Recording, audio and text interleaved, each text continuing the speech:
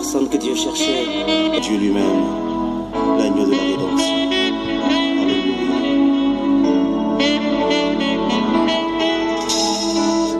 Tu cherches un peu plus simple et a rompu avec plusieurs. Des alliances dont les humains violent toujours la teneur. Tous les hommes étaient indignes.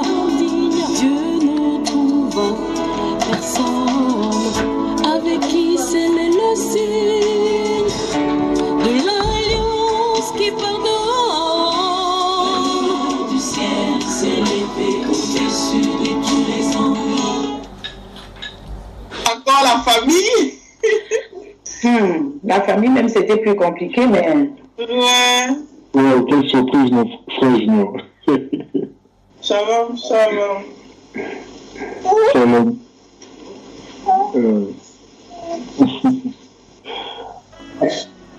Ouais.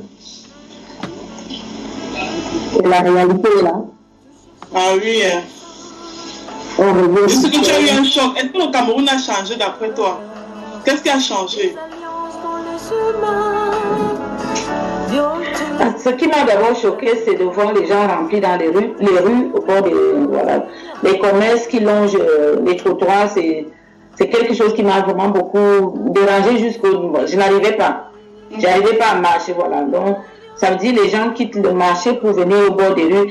Deuxième, chacun se bat, ça veut dire les gens courent vers chercher l'argent. Les gens courent à chercher l'argent. Tout le monde court pour aller chercher l'argent. C'est des choses qui m'ont choqué et vraiment, les gens courent que pour chercher l'argent et ça me rappelait dans les enseignements où le frère dit qu'il faut que de la même manière, on se lève tôt pour aller chercher l'argent. C'est de cette façon qu'on doit se lever pour chercher le Seigneur et ça m'impressionnait. Vraiment, tout le monde ne parle que de chercher l'argent. Chercher l'argent, chercher l'argent. Donc c'est un truc qui m'a beaucoup choqué, beaucoup. Et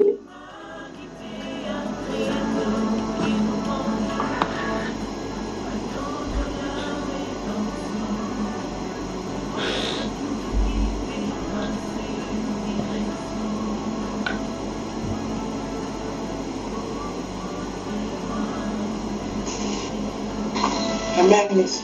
Hein?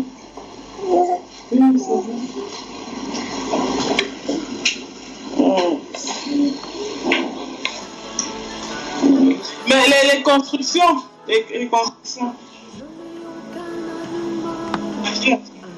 en tout cas, les constructions ne m'ont pas dérangé. Ce qui était aussi compliqué, c'est dans la famille. Ça veut dire le dialogue, il n'y a rien à voir avec Dieu et que les gens sont devant les séries, à regarder les séries du matin au soir. Du matin à 23h. Voilà. Voilà, c'était très difficile. Parce que tu es dans la maison, tu ne vas pas demander aux gens. Et même si tu dis qu'ils ne comprennent pas, c'était pas évident. C'était pas évident. Et les enfants sont là, ils regardent.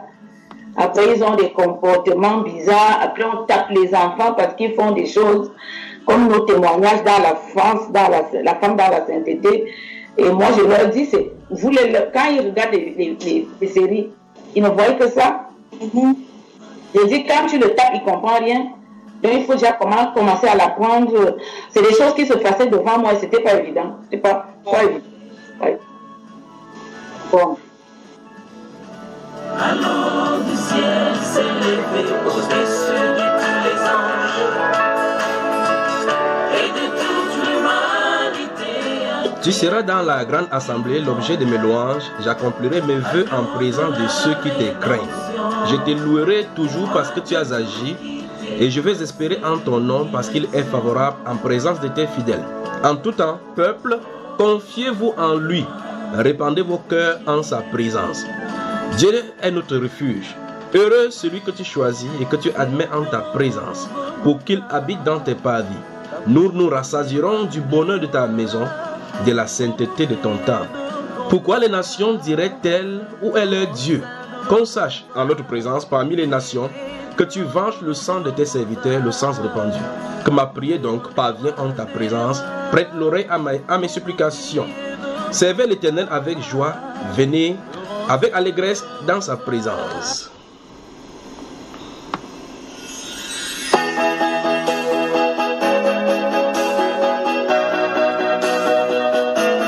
grâce peut en cacher une autre. C'est Grâce Valérie, la sœur Grâce Valérie, avec J'aime ta présence.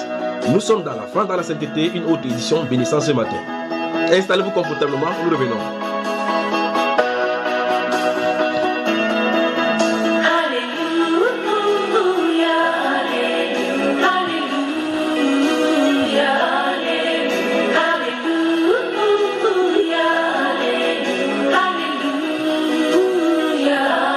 Réalisation spéciale Grâce Chavda, derrière les machines et derrière la vitrine pour distiller sa complice Grâce Valérie avec J'aime ta présence.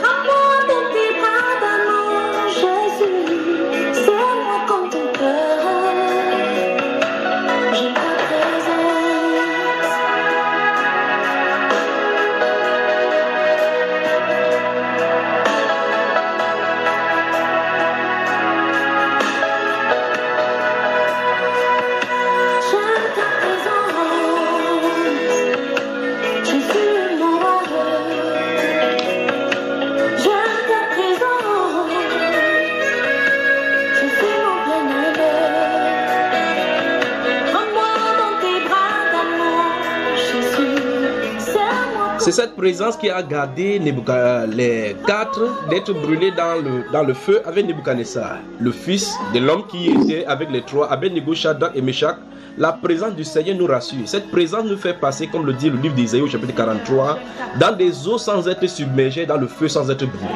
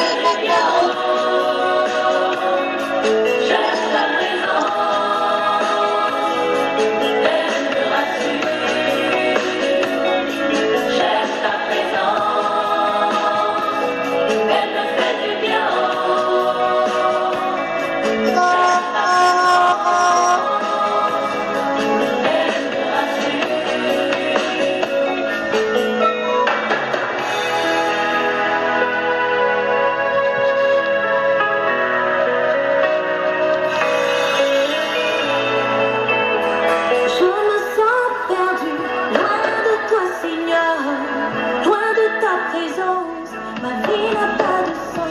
10h21 ici à Dolo Cameroun, c'est la même heure en Guaché et en Garbo, c'est la même heure également du côté de Limbe et sur les flancs de montagne des Baganté.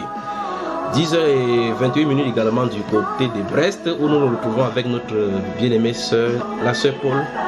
Tu aimes sa présence, n'est-ce pas? Bonjour et bienvenue. Amen. Bonjour mon frère Junior. Bonjour la famille. Du côté de Bougainville à Viry-Châtillon, bonjour à toute la famille qui s'y trouve, des enfants jusqu'aux plus vieux. Bonjour frère Junior. Mon cœur boue lorsqu'entend cette chanson distillée par Grâce Chavda. J'aime ta présence. Toi aussi, tu aimes sa présence, n'est-ce pas ma soeur? Amen. Et je tiens à féliciter notre bien-aimée sœur qui a les mains d'or. Ça, c'est le cas de le dire. Mais je crois peut-être qu'elle a fait plutôt une commune aujourd'hui parce que cette qui chante s'appelle Grâce. Elle a décidé, c'est Grâce qui a décidé de mettre cela pour vous. Pierre, le frère Pierre Moi, bonjour et bienvenue.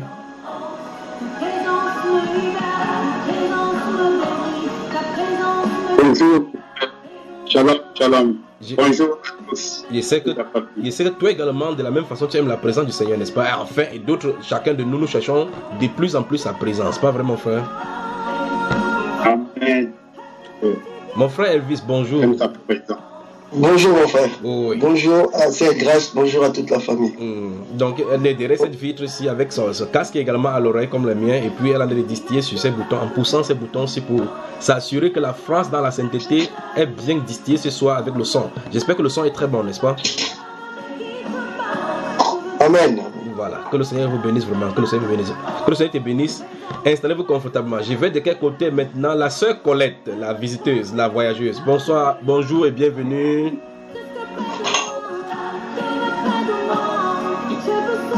Bonjour, frère Junior, bonjour. Toi également, tu aimes sa présence, non? Oui, amen. Si elle te disait que je t'aime, est-ce que tu crois cela? Je crois. Tom, tu aimes déjà la sœur Paul aussi? Oui. Voilà, le frère Elvis aussi. Oui. Et cette fois-ci, tu sais que c'est vrai ça, n'est-ce pas? Oui, amen. Que le Seigneur vraiment te bénisse. Amen. Le frère Blaise Méli, bonjour. Bonjour mon frère Junior. C'est une joie pour moi. C'est une joie pour moi de me joindre à vous, d'avoir la grâce de me connecter avec vous aujourd'hui. Amen. Que le Seigneur vraiment vous bénisse. Amen. La sœur Sandrine, Shalom. Shalom à toi, shalom à tous ceux qui sont à la maison là. Shalom également à la sœur Sandrine et toute la bagatelle de famille qui s'y trouve là maintenant. Sœur Sandrine, bonjour, et mon frère Oswald. Est-il là? Shalom, shalom mon frère, shalom ma France, shalom la famille. Que le Seigneur te bénisse. Luis Garcia Mikala, bonjour. Shalom, shalom mon frère, shalom à tous. Que le Seigneur te bénisse également. Comment va ton épouse? Elle va bien mon frère, elle va. Que le Seigneur... Elle est où? Tu vois? Elle est en train de... C'est le frère, tu as fini avec Azena là? Voilà. Vous excusez pour le moment parce que non seulement il y a des coupures intempestives ici et la connexion chute. C'est pour ça que j'ai pas mis ma vidéo pour que ça ne chute. Donc je vais mettre un instant et puis je vais encore reprendre pour que la connexion ne nous lâche pas, d'accord? C'est pour ça que comme ça vous me voyez. Vous remarquerez que ma barbe n'a pas poussé, non. Je suis coiffé comme le frère Pierre. Voilà. Le frère Syria Olivier, oui, attends, je crois que je l'ai vu ici connecté aujourd'hui. Le frère Syria Olivier du côté de la Chine. Chaque fois que j'appelle ce frère, si je vois le cloud, je vois toujours cette atmosphère-là. Cloud, oui. C'est comme la fumée. Il y a une grande fumée qui va envahir la Chine. Et puis ça va amener les intoxications. Chaque fois, frère, quand je t'appelle, même quand je pense à toi dans la prière, c'est toujours ça que je vois. J'ai pris que le Seigneur vous enlève là-bas rapidement. Voilà. Amen. Je pense que ce n'est pas ce qu'on... C'est différent de ce qu'on voit maintenant, n'est-ce pas? C'est pas l'autre là-haut. L'autre là, ce n'est que la première phase. Vous appelez Toyota Corona, ou c'est qui là? Comment vous appelez cela? C'est autre chose. Ça, c'est la première phase, c'est le test. Ça va encore prendre de l'autre côté là. Ouais, il y a encore qui ici? Le plus baganté de Paris s'appelle le frère Yannick. Bonjour. Shalom mon frère, shalom. Tu étais où depuis? Je suis connecté là depuis, c'est toi qu'on ne te voyait pas. Tu viens de te connecter. La soeur Hélène Chebi, bonjour. Bonjour mon frère, bonjour à tous. Oui, bien positionné, n'est-ce pas? Il y a une ici, Marie et Sibin, je crois que c'est Marie, la soeur Marie. La soeur Marie, elle est là, n'est-ce pas? Oui, je suis là, bonjour. Voilà. Bonjour. Bonjour. Elle est là derrière la vitre. Si elle veut bien, elle viendra vous saluer ici. Comment tu vas, ma soeur? Oh, la grâce de Dieu. Cette semaine, ça va un peu mieux. Tes cris sont parvenus dans son trône, d'accord mon cher? Amen, mon frère. Il dit, mais tes cris sont parvenus dans son trône. Loin de toi, Seigneur, loin de ta présence. Apparemment, tu es en train de travailler. Tu écoutes un peu en travaillant? Non, je ne travaille pas. Je suis assise sur le canapé, sur le repos du canapé. Et j'ai ma Bible à côté et les stylos pour écrire. Et il y aura des messages à noter. Quoi. Ok. À tout à l'heure, d'accord, ma soeur? Écoute ça. À tout à l'heure, mon frère. Dans tes bras d'amour, Jésus, serre-moi comme ton cœur. Prends-moi dans tes bras d'amour, Jésus, serre-moi comme ton cœur. J'ai ta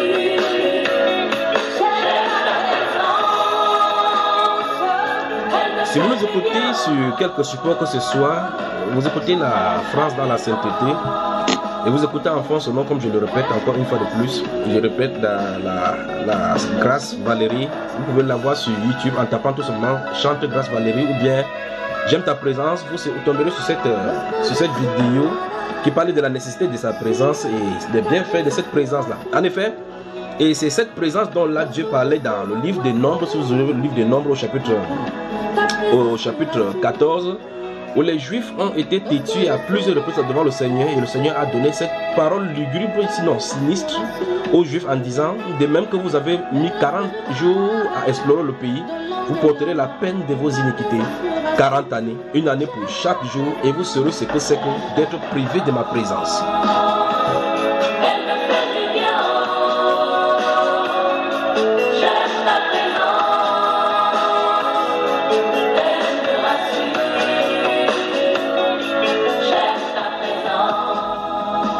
Mon frère Christian, dans ces passages que je viens de citer dans le livre des Nombres chapitre 14 et le verset 34, après la commission de Moïse instruite par le Seigneur d'envoyer les espions du côté de Canaan pour suivre, pour tester le territoire, ils sont rentrés, Josué fils de Caleb avec Josué fils de Nun et Caleb, ils ont donné l'attestation que le pays effectivement où ils sont partis, c'est un pays tel que Dieu avait dit, où coule le lait et le miel.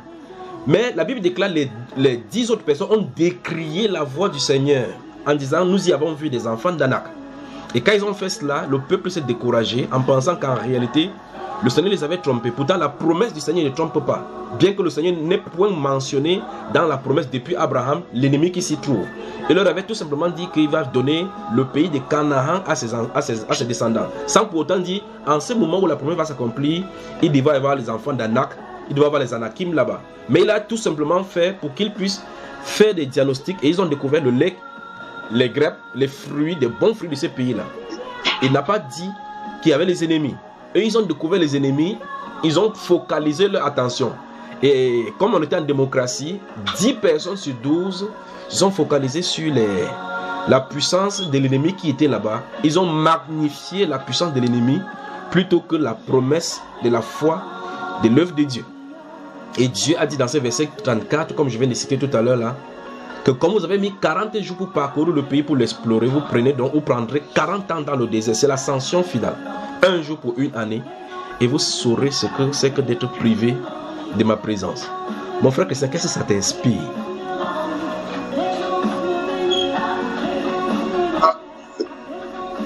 christianisme et de la foi.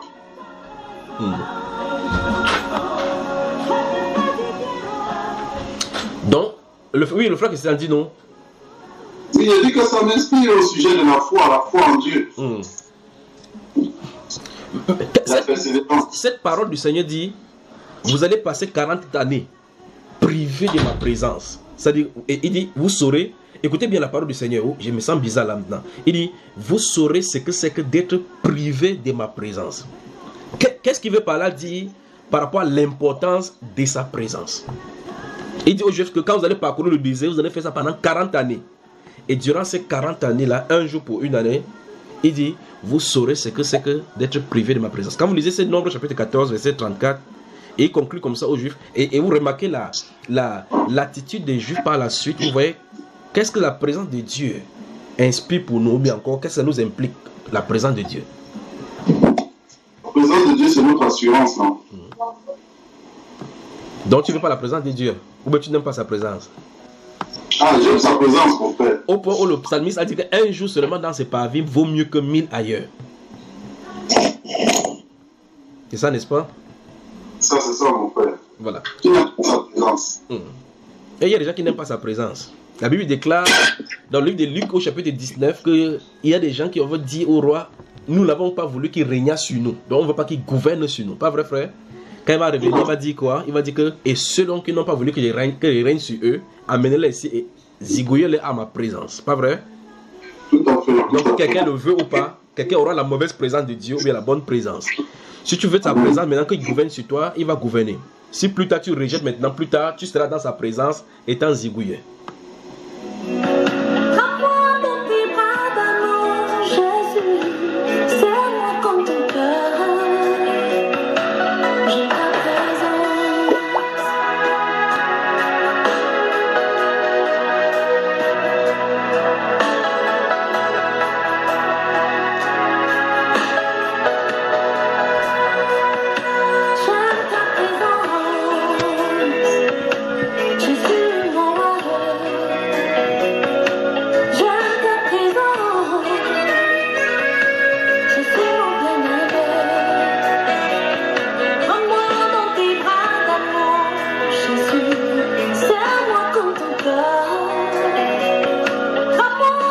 Mes frères, je vais vous dire quelque chose concernant cette présence-ci. Lorsque sa présence te rassure. Et quand il est présent, ou bien encore l'une de ses manifestations, ou bien de ses attributs est présent, vous avez non seulement l'assurance que tout le ciel a son attention sur vous. Dans les procès de Paul, l'apôtre, mon grand frère, il y a assisté, effectivement. Ça vous surprend que les actes des apôtres finissent tout simplement là où on a dit qu'il avait dans son logis, il louait, il accueillait les gens là-bas. Ça vous surprend, n'est-ce pas? Quand on va grandir, je vais vous dire les visitations, les chaises qui étaient positionnées, comment les gens s'asseyaient et puis comment ça s'est passé à la fin. Je vais vous dire de ces jours. Peut-être on pourra aller visiter ça en cela. Il parlait de l'apôtre Paul, là où il avait loué la maison là quoi. Vous me suivez, frère? Et donc quand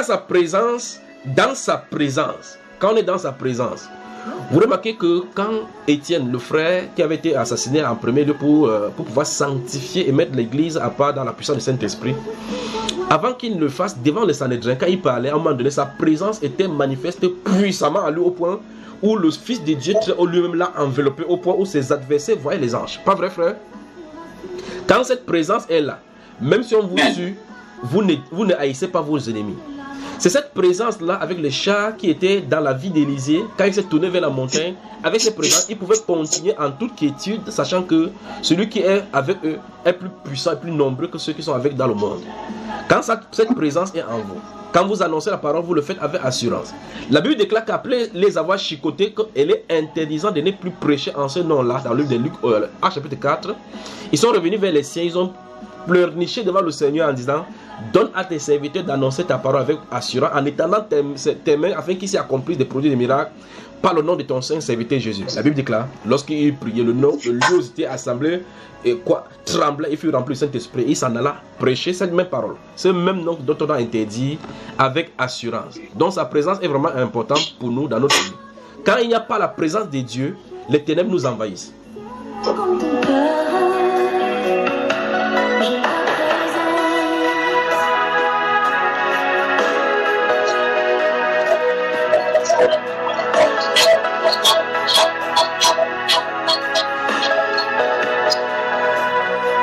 Et en fait, donc, chacun de ces enfants devrait entrer dans la communion chaque fois pour être dans la présence du Seigneur.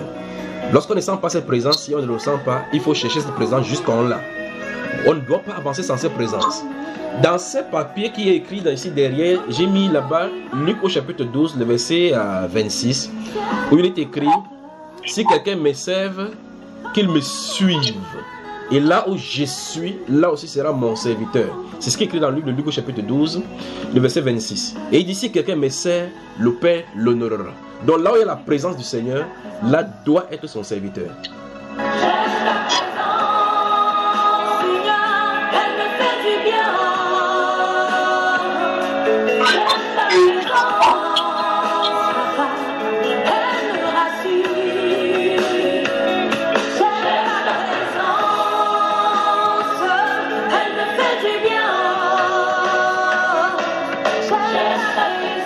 Alors vous tous qui m'écoutez dans le monde entier, écoutant cette voix, Jésus-Christ ne s'est jamais éloigné de ce monde-ci. Il y a été toujours. La Bible déclare dans le livre d'Éphésiens au chapitre 4, à partir du verset 8, que celui qui est descendu, c'est le même qui est monté afin de remplir tout. Et il a fait les uns comme apôtres, les autres comme prophètes, les autres comme évangélistes et pasteurs. Il est pour le perfectionnement des saints en vue de l'œuvre de leur ministère. Alors si vous vous sentez seul, souvenez-vous que Jésus-Christ ne vous a pas abandonné. Vous êtes ses disciples, il ne vous a pas abandonné. Il a dit dans le livre de Matthieu chapitre 28, verset 19, après avoir demandé qu'on parte prêcher, il a dit qu'il est avec nous tous les jours jusqu'à la fin du monde. Que vous sentiez sa présence ou non, que vous en soyez conscient ou non, il nous enveloppe, il est avec nous.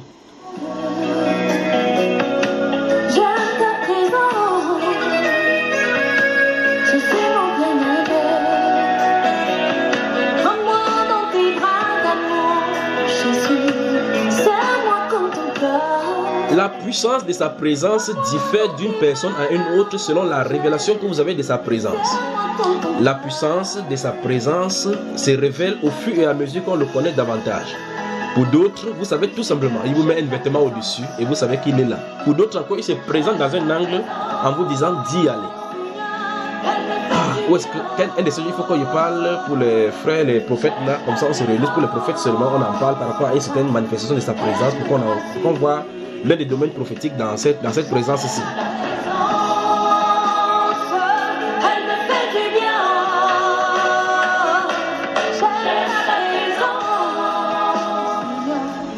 Merci ma chère sœur.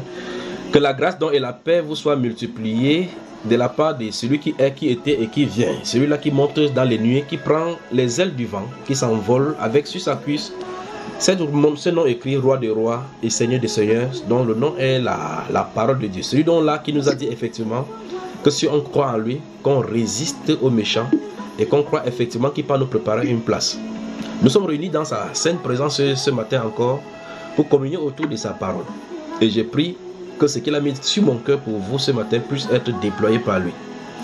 Donc je me remets à vous ce matin, si vous voulez que nous travaillions doucement et bien. Vous me dites ce que vous voulez. Soit nous ne procédons pas de questions, soit je déploie tout simplement ce qu'il en est. Mais je sais que si je commence, ça risque de nous prendre 4. Donc je pense qu'il va falloir que nous prenions ça par série.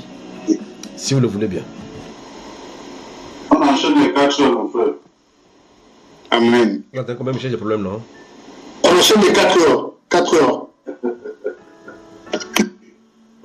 Ah, c'est toi qui dis qu'on va désirer sa scène présente, mon frère. Non, on enchaîne les 4 heures. La sœur Natoucha, bonjour et bienvenue. Bonjour frère Junior, bonjour tout le monde. Installe-toi confortablement, d'accord? Bonjour, monsieur. La sœur, vous allez voir la main de la sœur, elle est derrière cette vitre, elle va juste vous tendre la main. Je crois que vous voyez sa main là. Shalom, shalom.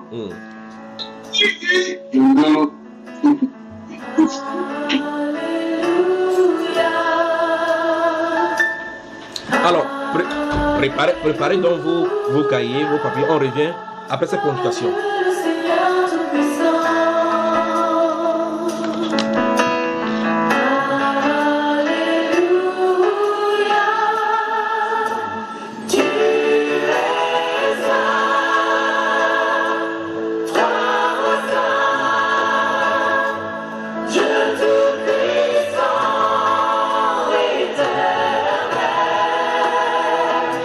Louange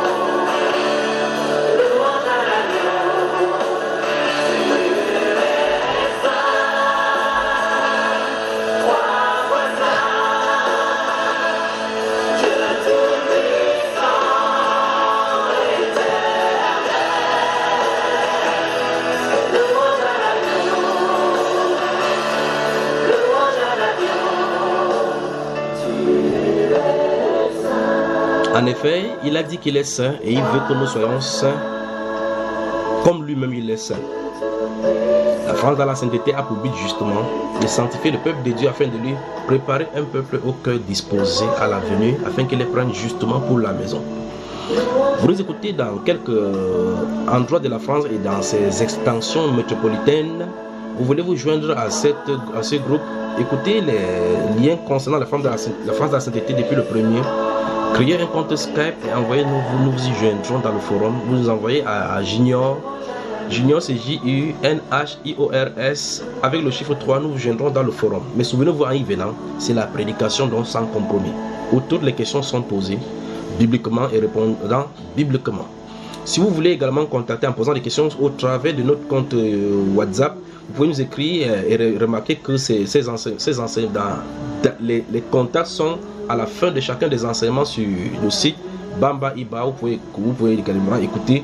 À la fin de chaque enseignement, vous allez voir donc le plus 237 6 94 01 94 40 ou le 6 75 87 41 21, y ajoutant effectivement le 237 qui est l'indicatif du Cameroun. Vous pouvez également envoyer un mail dans le compte Junior c'est JUNHIORS@yahoo.fr. Vous pouvez écouter, enseigner ou bien nous poser des questions ou bien encore insulter comme vous le faites pour de certains.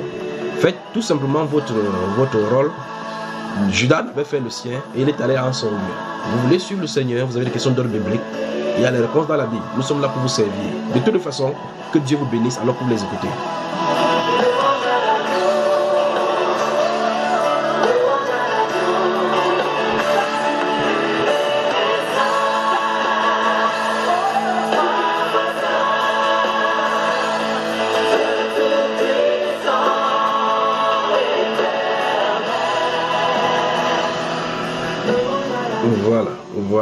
Voilà.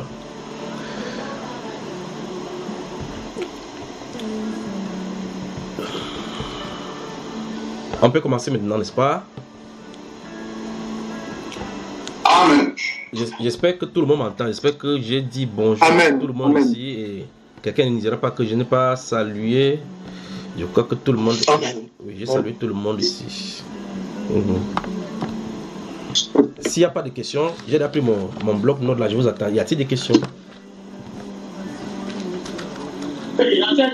Dans le cœur, non, attends.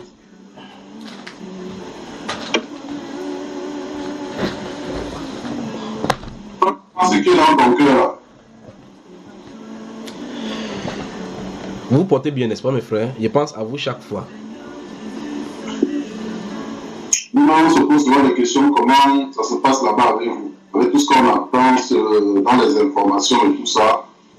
Et ça a été un sujet de prière aussi dans le sens que le Seigneur vraiment nous fasse grâce, qu'on puisse aussi nous assister dans ces tribulations-là.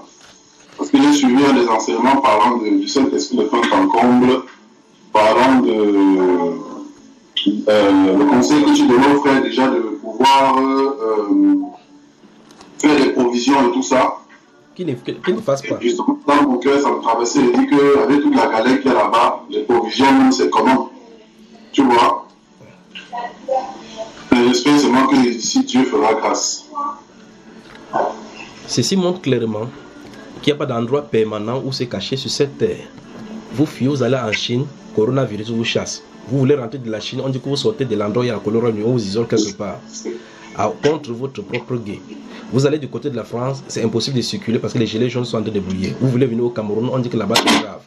Vous descendez en centre de Paris, c'est la base qui est là-bas en train de faire. Pour ceux de Côte d'Ivoire, bientôt les manifestations vont également commencer. Vous voyez qu'en réalité, dans tous les endroits du terme, il n'y a pas d'endroit pour se cacher effectivement. Et qu'est-ce que Christ avait dit? C'est le bouleversement parce que les puissances des cieux seront ébranlées. Et sur la terre, il y aura de l'angoisse, comme il avait dit, au milieu des hommes qui ne savent que faire. Nous sommes nantis de plusieurs philosophes maintenant, des penseurs, des esprits intelligents comme ils le disent. Nous sommes dotés des spécialistes de chacune des choses qui se trouvent sur cette terre maintenant. Il y a des spécialistes du Moyen-Orient, des spécialistes de l'archéologie, des spécialistes de nutrition, spécialistes de nous avons des spécialistes de nutrition, spécialistes du pancréas, spécialistes, tous les spécialistes. Et chaque président a des conseillers spéciaux dans chaque domaine. Jusque-là, ils ne parlent pas à s'en sortir. Pourquoi? Parce que le problème est d'ordre spirituel. Et c'est le spirituel qui gouverne dans le terrestre. Et par conséquent, le monde avec sa sagesse n'a point connu Dieu. Et donc, ils veulent mettre le système de gouvernement en place, croyant trouver la solution. Vous voyez que dans chaque domaine, l'homme de cette époque et de cette ère-ci, tout ce qu'il veut créer comme solution se trouve être des problèmes encore qui sont engendrés. Vous dites, s'il faut que celui-ci quitte le pouvoir, il nous fatigue avec ses méthodes de faire. C'est l'autre tel autre qui est bien. Vous ne connaissez pas quel agenda l'ennemi a avec lui. Quand il monte au pouvoir, vous dites, ah non, celui qui était là était mieux. Au moins, lui, on pouvait le maîtriser. Ah non, le jeune Macron, il est jeune, il va comprendre la jeunesse. Ah bon, hein? Attendez. Ah, Paul Biya. Bon, de toute façon, la France de la sainteté, bonjour, et vous, bonjour à vous. Bonjour. Alors, bonjour mon frère. Permettez-moi de prendre deux questions et puis j'entre dans les Saintes Écritures ici pour essayer de voir ce que le Saint-Esprit... Il y a quelque chose sur mon cœur là, il faut que ça quitte. Parce que si ça ne quitte pas, il ne pourrait pas être tranquille aujourd'hui. Et je vous le dis, même si on coupe la lumière, dans cette chambre, si vous bavarder seul, ça va quitter. Amen. Pourquoi il faut déjà insister pour que même si on coupe, on a pris la bonne partie, mon frère. Éphésiens chapitre 6. Éphésiens chapitre 6. Si vous venez de nous joindre, la fille a lâché bonjour. Bonjour à tous ceux dont là du côté du sud de la France et de l'ouest de la France. Tous ceux dans des villages lointains de la France. Que Dieu vous bénisse, que Dieu vous bénisse. Pour vous qui êtes à Paris, le Seigneur va commencer un réveil du côté de la tour Eiffel. Ne perdez pas cela. Oui, bonjour à vous. Éphésiens au chapitre 6, on y va. Oui, mon frère. Amen. Partie du premier verset? Non. On va lire le verset 10 jusqu'au verset 17. On va travailler là-dessus parce que c'est long. C'est long. Du verset 10 à combien, mon frère? Au verset 17. Amen. Éphésiens 6, à partir du verset 10, je lis. Au reste, fortifiez-vous dans le Seigneur et par sa force toute puissante. Revêtez-vous de toutes les armes de Dieu afin de pouvoir tenir ferme contre les ruses du diable. Car nous n'avons pas à lutter contre la chair et le sang, mais contre les dominations, contre les autorités, contre les princes de ce monde de ténèbres, contre les esprits méchants dans les lieux célestes. C'est pourquoi prenez toutes les armes de Dieu afin de pouvoir résister dans le mauvais jour et tenir ferme après avoir tout surmonté. Tenez donc ferme, ayez à vos rangs la vérité pour ceinture.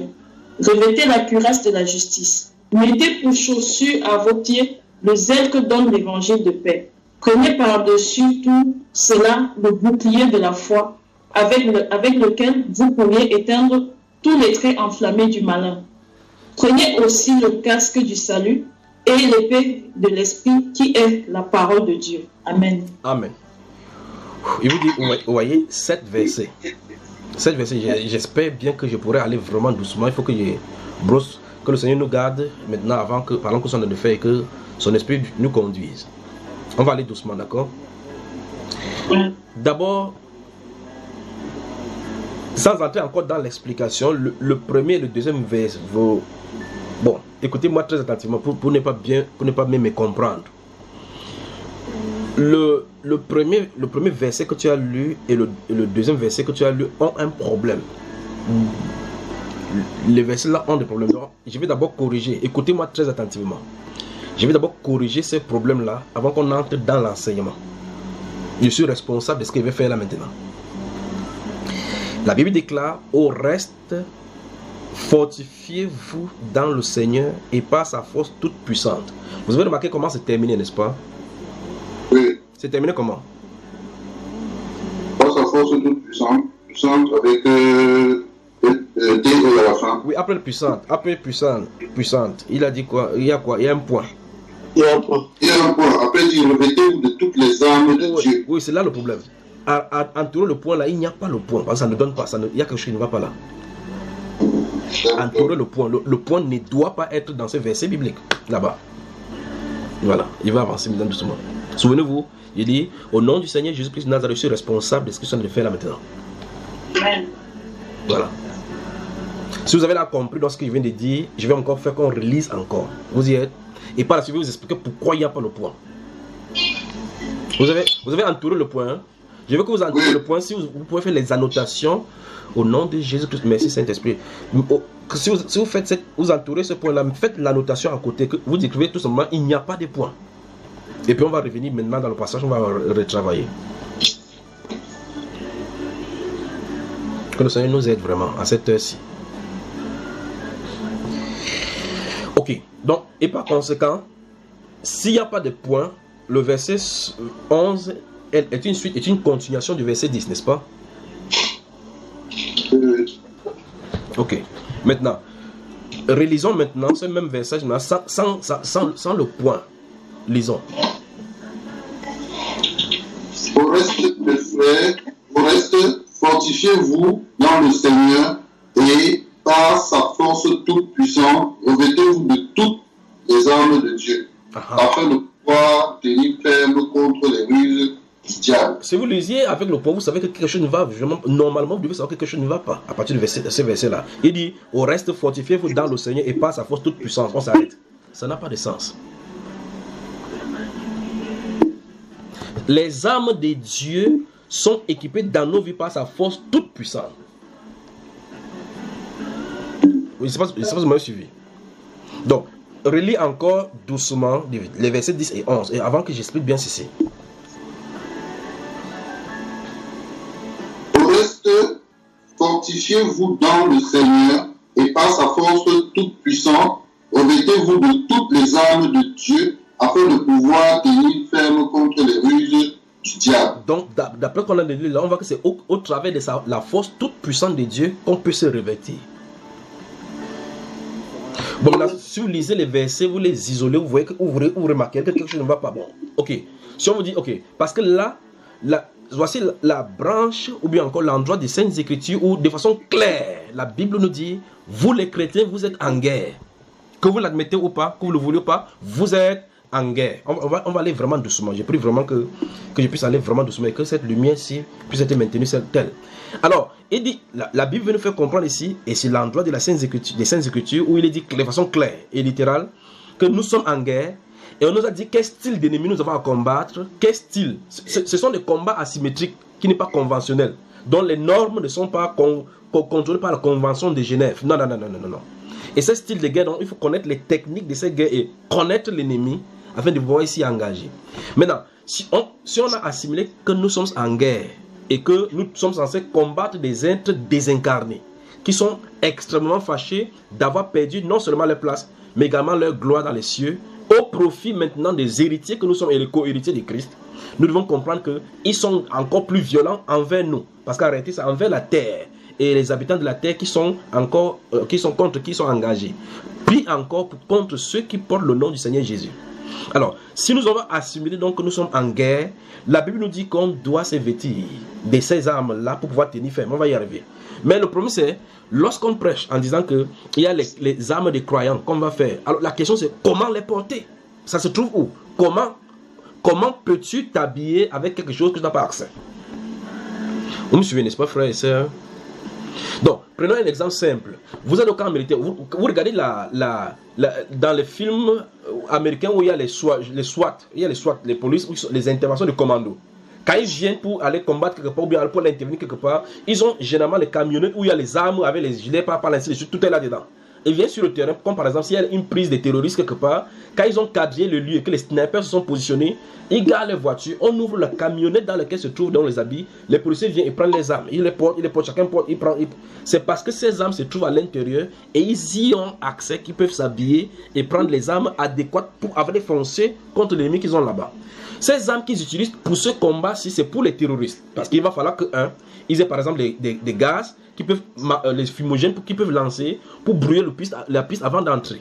Ouais, ça lui permet de se protéger et entrer dans la fumée pour que l'ennemi ne les voie pas. Ça, il ne peut pas utiliser ça dans les combats, dans le champ. Parce qu'ils font ça dans le champ, on utilise ce qu'on appelle le camouflage. C'est pour ça qu'ils doivent porter des tenues qui sont coulées des herbes.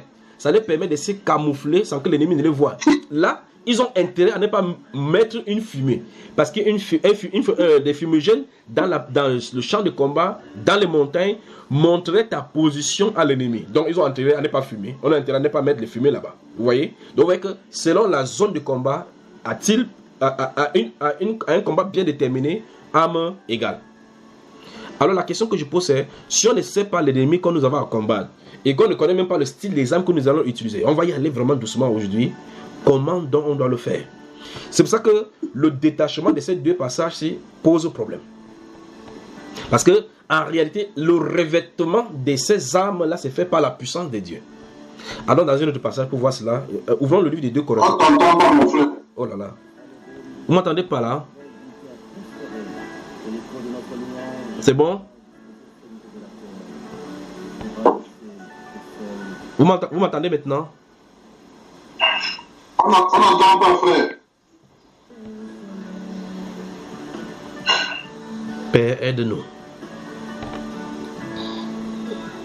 Ouais, les esprits avec ces histoires de connexion. Voilà. Ok. Frère Junior, on ne t'écoute plus. Ne vous inquiétez pas, vous allez m'écouter. Ne vous inquiétez pas. La connexion de... Ne vous inquiétez pas, vous allez m'écouter. Ça va aller.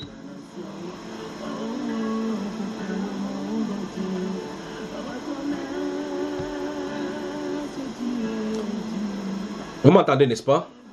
Non, on ne t'entendait pas depuis l'affaire. Non, ne vous inquiétez pas, je me suis tué, n'ai pas parlé, j'étais calme. Non, ne t'inquiète pas, il ne parlait pas, ne t'inquiète pas, il n'y a rien de perdu, comme mon frère. Ah, ok, d'accord. Don't worry, on va sauf que parler aujourd'hui.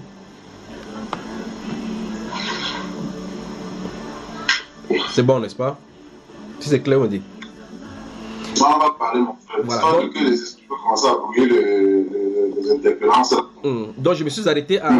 Ça s'est coupé exactement à l'endroit où je tente de vous l'avoir. Non, pour le moment, c'est pas stable. Ok, il n'y a pas de problème. On s'est arrêté au niveau où je vous ai dit d'aller dans un autre passage de l'écriture. 2 Corinthiens, vous m'entendez, non?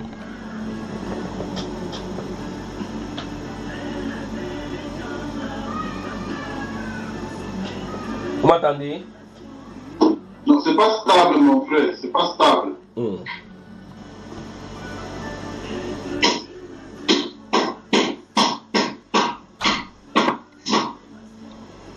Ne vous inquiétez pas, ça va aller.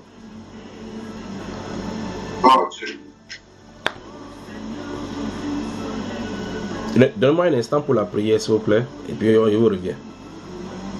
Amen.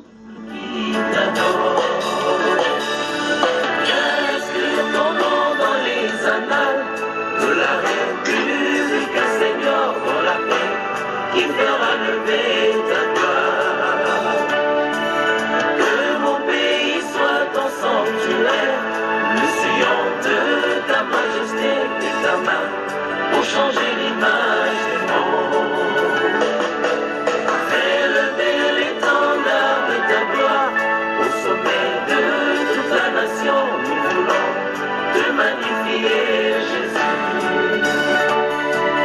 Et que l'hymne de mon peuple soit un cantique d'adoration pour serrer nos intimités, Seigneur.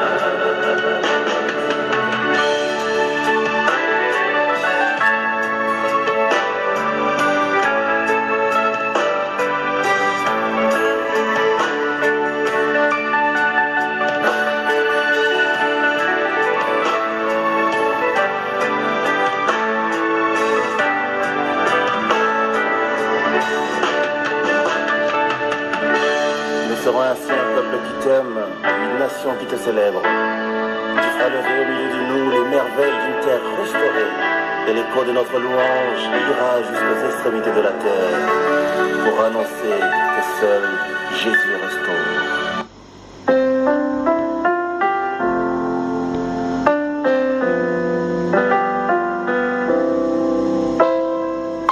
C'est au pied de ta croix que je trouve le réconfort. rien quand je suis blottie dans tes bras. C'est au pied de ta croix que je trouve le réconfort. Je n'ai plus peur de rien quand je suis blottie dans tes bras. Assoiffée de ton nom qui me redonne la vie. Tu me nourris avec ton pain de vie.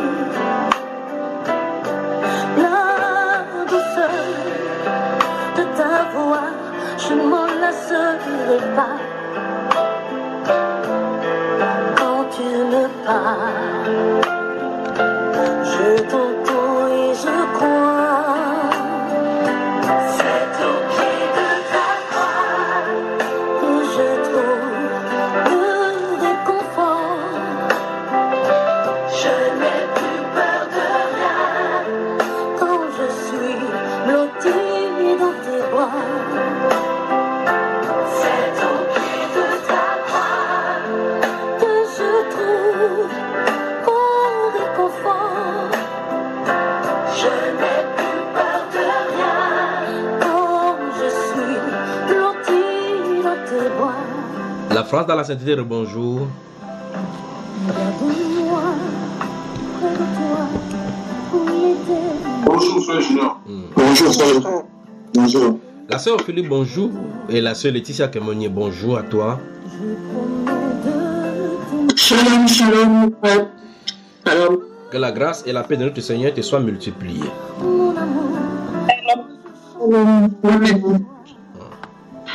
il est si fort.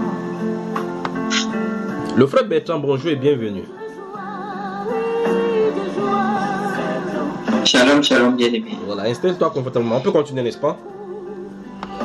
Amen. Voilà. Alors, allons dans le vide. Avant de quitter, avant cette petite interruption, je tente de dire que ce point brusque positionné dans le verset 10 donne une incompréhension. Ça empêche la compréhension même justement de la soif ou bien encore de l'instruction par rapport à l'habillement qu'on a demandé aux chrétiens ici pour pouvoir aller en guerre. Vous allez comprendre le pourquoi c'était important que nous enlevions d'abord ce point-ci, le questionnement de ce point-ci.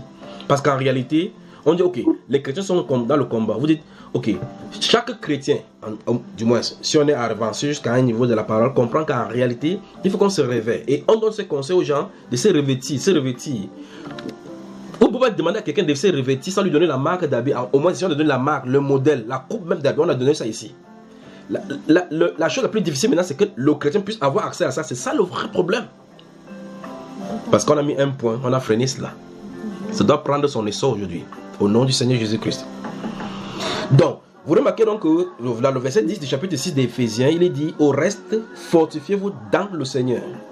Et par sa force toute puissante, normalement, il devrait avoir normalement une virgule, pas un point.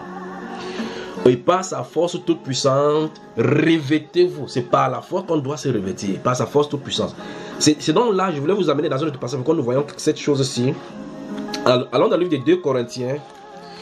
2 Corinthiens au chapitre 10. Que Dieu vous bénisse. Est-ce que mon grand frère parle de ces choses-ci? Vous voyez comment mon cœur commence à faire là maintenant, non? Ça veut dire que je suis à l'aise dehors maintenant.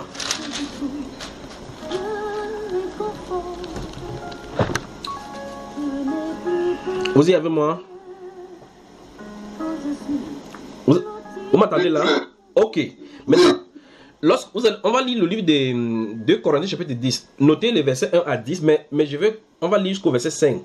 Quand vous allez arriver au verset 5, je vais encore vous freiner. Nous allons lire ça autrement. Pour que ça puisse entrer. Le frère William Conrad, bonjour et bienvenue. Installe-toi confortablement. On vient tout juste de commencer. On va prendre les habits pour aller combattre. Amen, amen, frère. Voilà. Shalom, shalom à tous. Shalom, shalom. Donc s'il vous plaît, vous qui avez les enfants, faites tout et tout que les enfants ne vous déconcentrent pas. Soyez concentrés sur ce qu'on va faire là aujourd'hui là. Allons-y ma chère soeur. verset 1 à 5. Mais nous allons, quand tu vas arriver au verset, après avoir lu, je vais faire qu'on va relire là autrement. Allons-y. Amen.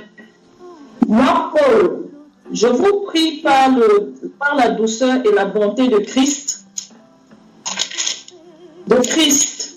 moi, humble d'apparence quand je suis au milieu de vous, et plein de hardiesse à votre égard quand je suis éloigné.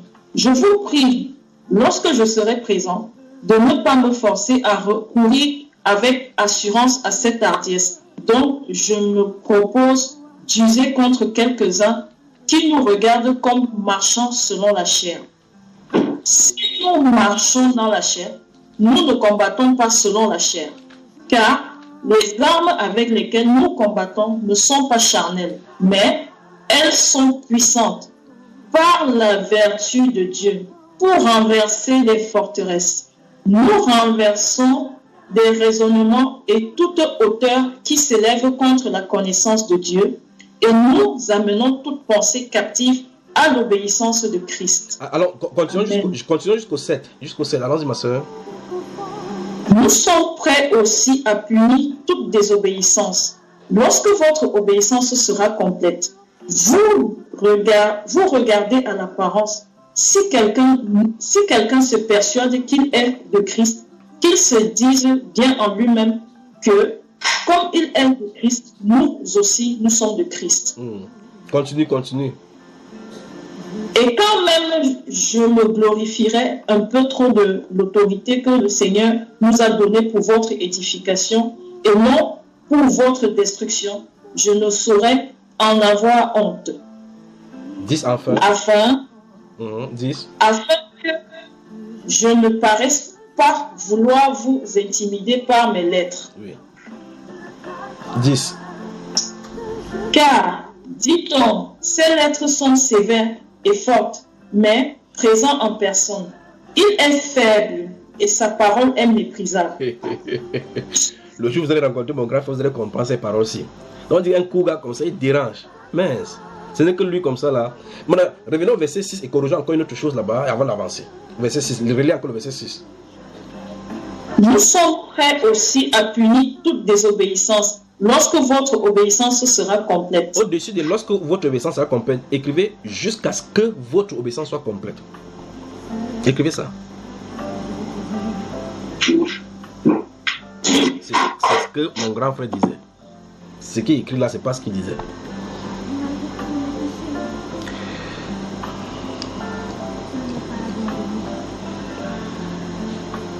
Donc, lorsque tu auras écrit maintenant, ma soeur, tu relis encore le verset.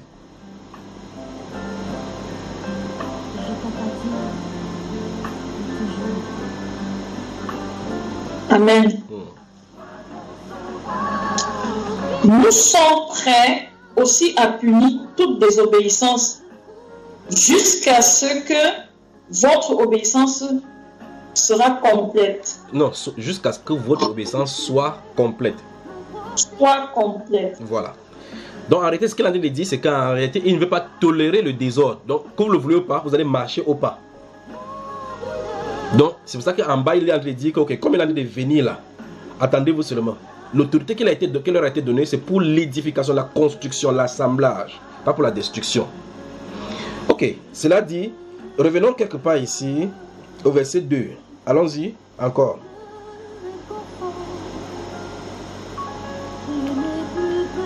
Verset 2. Je vous prie, lorsque je serai présent, de ne pas me forcer à recourir avec assurance à cette hardiesse, dont je me propose d'user contre quelques-uns qui nous regardent comme marchant selon la chair. Voilà, tous ensemble, je vous demande de dire ce que mon grand frère a dit ici. Qu'est-ce qu'il a de dire? En d'autres termes, qu'est-ce qu'il veut dire?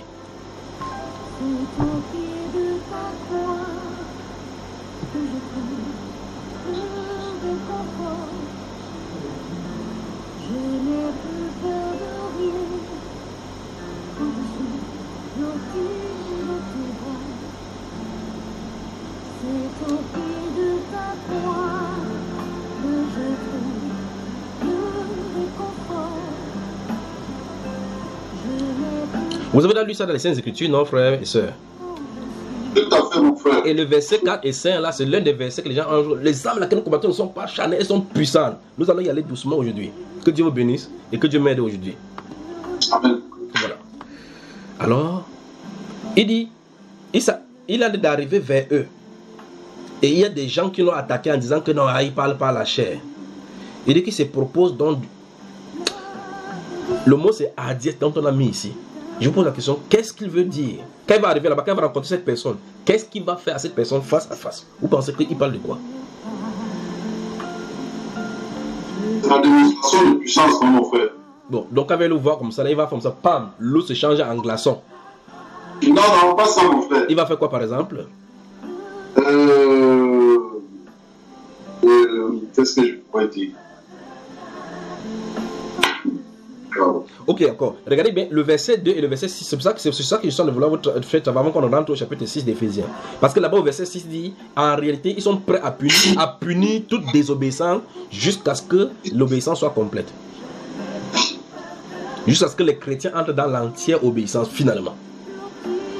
Et en temps, il y a des gens qui sont en train de l'insulter. On dit que ah, Maf, il intimide qui? Ah, Maf, il parle, il peut faire quoi? Il dit ok. Comme ils disent qu'il est faible dans ses lettres, il est dur dans ses lettres, quand il est sur plan, il ne peut rien faire. Il dit que il faut que ces gens qui pensent ainsi sachent que tel que je suis dans les lettres, c'est comme ça que nous sommes face à face avec notre parole, ça ne change pas. Et regardez encore ce qu'il dit, verset 10. Regardez le verset 10. Car dit-on, ses lettres sont sévères et fortes, mais présent en personne, il est faible et sa parole est méprisable. Vous voyez? Et verset 8, il dit, et quand même je me glorifierai un peu de l'autorité. Gardez votre l'esprit, ce groupe de mots. De l'autorité que le Seigneur nous a donnée. Le Seigneur nous a donné de l'autorité pour votre édification et non pour votre destruction. Donc cette autorité-là, ça peut détruire, pas vrai frère? Tout à fait, la correction. Voilà. Et puis il dit ici, pour votre, il dit, et cette autorité-là, il se propose donc de l'employer dans contre, pas pour, contre quelques-uns. Contre quelques-uns, comme les faux frères, non frère? C'est très grave. Ne mets pas d'abord faux sur ça. On a dit quelques-uns. Et les quelques-uns là sont dans leur frère. Non mais attends, quand ton enfant désobéit à la maison, tu le tapes, c'est pas ton faux enfant, frère. Bon, tu dois faire ça pour que ça le corrige, pour qu'il comprenne que non, ton vrai enfant ne doit pas se comporter comme ça. Pour les faux frères, il les met en état il les écarte du troupeau. Comme dans le livre de Galates, au chapitre 1 où il a dit clairement qu'il les a résistés en face, pas vrai? Tout à fait. Bon, maintenant ici, il reste encore dans le verset 2. Il dit, je vous prie, lorsque je serai présent, de ne pas me forcer à recourir avec assurance à cette Adiès. Qu'est-ce qu'il a d'entendre par là? L'autorité, non frère. Bon, ok, physiquement. Il dit quand il sera présent physiquement. Donc, il quitte là où il se trouve, il vient à Corinthe. Quand il trouve ces personnes face à face, par exemple, qu'est-ce qu'il peut faire? Qu'est-ce qu'il a de dire? Il a parlé durement que la crainte s'empare de l'église. Vraiment, hein? Lorsque je serai présent, de ne pas me forcer à recourir avec assurance à cette Adiès dont je me propose d'user contre quelques-uns. Les armes offensives qui n'utilisent pas les mêmes armes là contre eux, en fait. Que le Seigneur bénisse le plus baganté de Paris. donc vous voyez qu'en réalité, il ne peut pas bagarrer avec cette personne. Si c'est pour les mains, on va le taper parce qu'il est petit. Mais il y a autre chose qu'il puisse faire. Pour le montrer clairement, parce que si vous continuez là-bas, il va dire clairement qu'il y a des gens qui veulent savoir que Christ parle au travers de lui. Un être humain commence à dire qu'il est prêt à punir toute désobéissance. Quelqu'un désobéit, punit. Vous pensez qu'il va prendre la chicotte, commencer à fricoler les gens dans l'assemblée, frère? Non, non, du tout. Allons un peu pour que vous voyez de quoi il y a les questions. Allons dans Actes des Apôtres, chapitre 13. Vous allez voir de quoi il est question. Actes des Apôtres.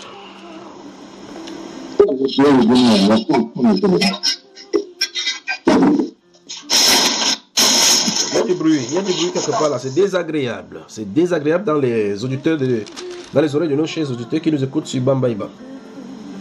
Vous y êtes déjà? Voilà. Allons-y à partir du verset, verset 3, en entrant. Verset 3 jusqu'au verset 10, hein? Jusqu'au verset 11 même. Amen. Alors, après avoir jeûné et prié, Ils leur imposèrent les mains et les laissèrent partir. Barnabas et Saul, envoyés par le Saint-Esprit, descendirent à Séleucie et de là, ils s'embarquèrent pour l'île de Chypre. Arrivés à Salamine, ils annoncèrent la parole de Dieu dans les synagogues des Juifs. Ils avaient Jean pour aide.